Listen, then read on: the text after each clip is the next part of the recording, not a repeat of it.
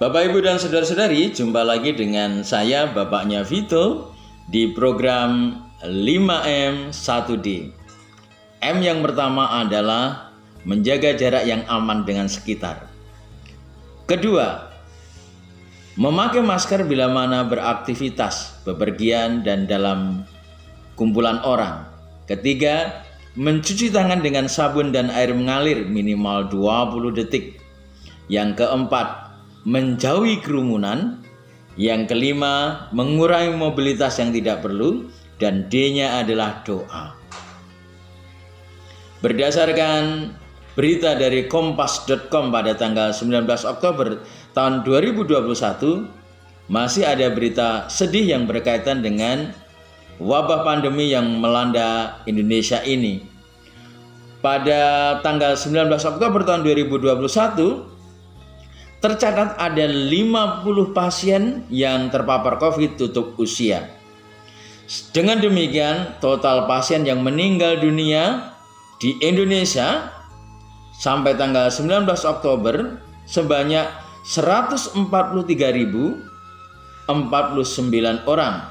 Sejak pertama kali pengumuman kasus perdana pada tanggal 2 Maret tahun 2020. Berita ini diambil dari data Satgas Penanganan COVID-19.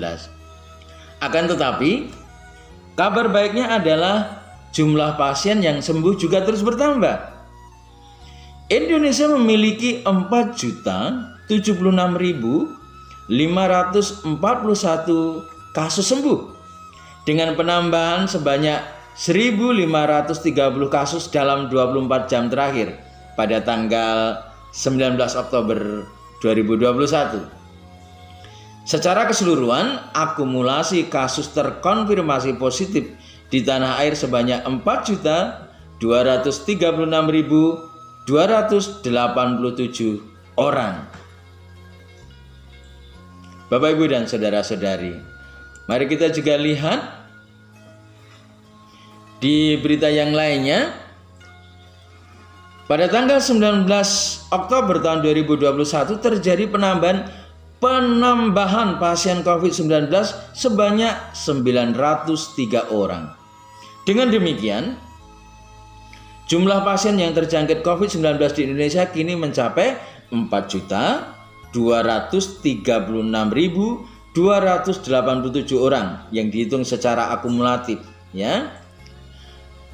Informasi ini lagi-lagi juga diambil dari Satgas COVID-19 yang dapat diakses juga di laman www.covid19.go.id dan laman Kementerian Kesehatan yang selalu diperbarui setiap sore.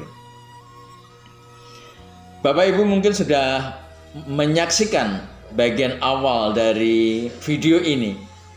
Bagaimana kita masih mendapati begitu banyak kerumunan. Bahkan kerumunan itu di tempat-tempat vaksinasi. Apalagi di fasilitas umum sekarang ini.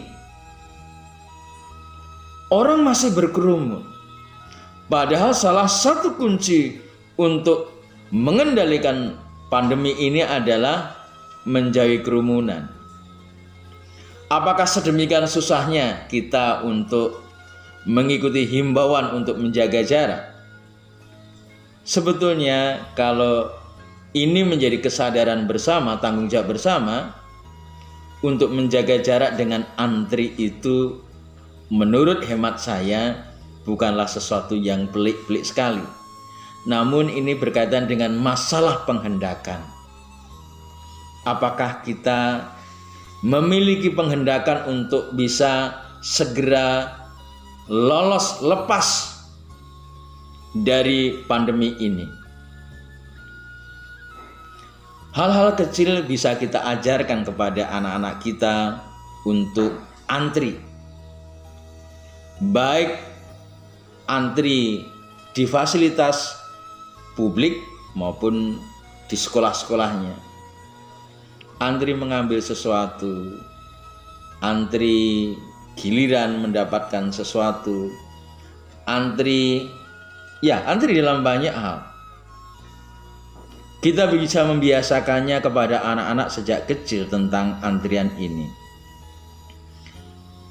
Kita yang sudah tua seperti saya, yang sudah lansia seperti saya ini, mungkin agak susah untuk mengubah karakter untuk tidak antri tadi. Namun jika disertai penghendakan untuk kemaslahatan bersama atau kebaikan bersama, masalah antri tadi itu bisa dilakukan. Bagaimana kita bisa memulainya? Sekurang-kurangnya kita bisa memulai dari lingkungan sekitar kita. Lingkungan sekitar kita.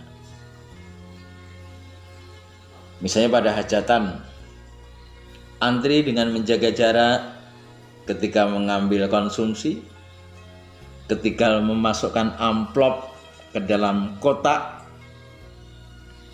antri ketika proses vaksinasi berlangsung di PKM-PKM, tidak bergerombol-bergerombol dan kemudian ngobrol ke sana kemari tanpa menjaga jarak. Karena kalau misalnya kemudian terjadi klaster di PKM kan menjadi ironis itu. Tempat yang seharusnya menjadi awal dari kesehatan bersama justru menjadi awal musibah bersama. Untuk itu Bapak Ibu dan Saudara-saudari, saya mengajak kita semua tentu saja, mari kita budayakan antri dimanapun kita berada. Di fasilitas-fasilitas publik khususnya.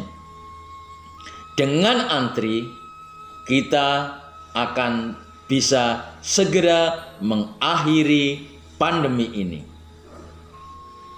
Salam sehat.